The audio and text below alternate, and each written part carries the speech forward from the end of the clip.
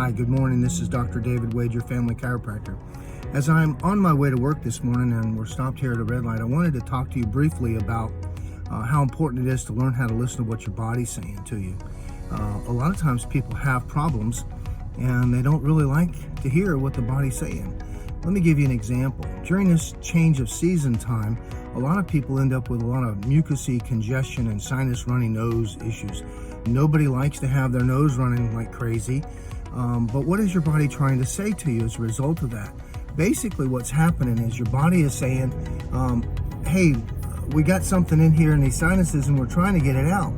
Well, who likes to have a runny nose? So what do we normally do? Well, we normally take a decongestant, something to dry up our nose.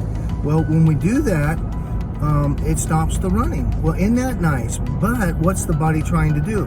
It's trying to get rid of whatever's irritating, right?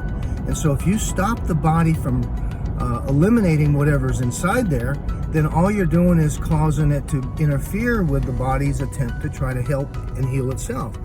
So what happens when you dry up your sinuses and you're taking a decongestant? Well, the next thing that happens is that whatever's irritating your sinuses ends up draining back down into the back of your throat.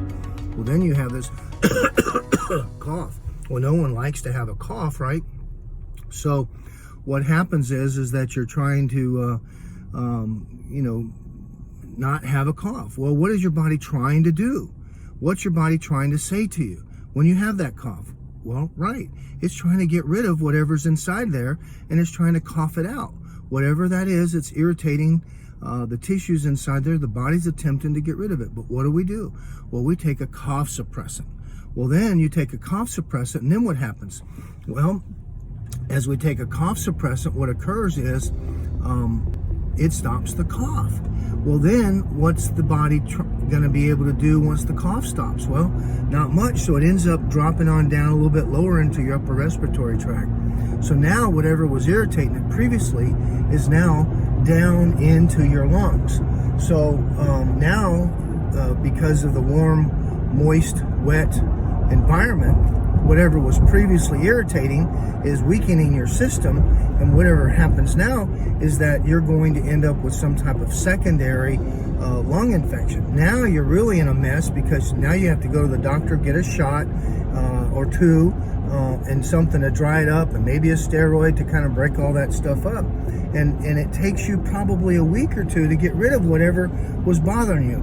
Now, what would happen if, let's say, you just actually listened to what your body was trying to do and worked with it and to try to help it? Well, one of the first things that happens when the sinuses begin to drain is, according to the American Family Practice Association, which is a national organization of family medical physicians, they're saying that the best #1 treatment option is copious amounts of warm saline solution flushing out your sinuses. In other words, you're trying to help the body get rid of whatever's in there by flushing it out. You're working with the body instead of against the body. So if you take a decongestant and you stop the nose from running, you're fighting what the body's attempting to do. Not a good thing, because then it goes down into your throat, and when you take the cough suppressant, then it goes down into your chest, and now you're in trouble. And it takes a whole lot more to really rid the body of what it's trying to do.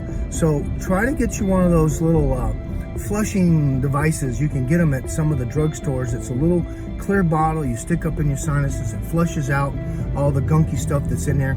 And also, don't forget about my croup soup recipe. So when you first catch this little irritating sinus related problem, then what you can do is you can actually make my croup soup. It's my famous croup soup. So if you don't have the recipe, message below and I'll get it to you. If you're interested in receiving my famous croup soup recipe, which will help break up and eliminate the croupy congestion before it hits, you can get rid of this, whatever's irritating you, within a 24-hour period instead of it taking 2 weeks to get rid of and having to go to the doctor 1 or 2 times. All right? Listen to your body and listen to what it's trying to tell you and try to understand what it's saying. This is Dr. David Wade wishing you good health for a lifetime. And thanks for listening. And please share this.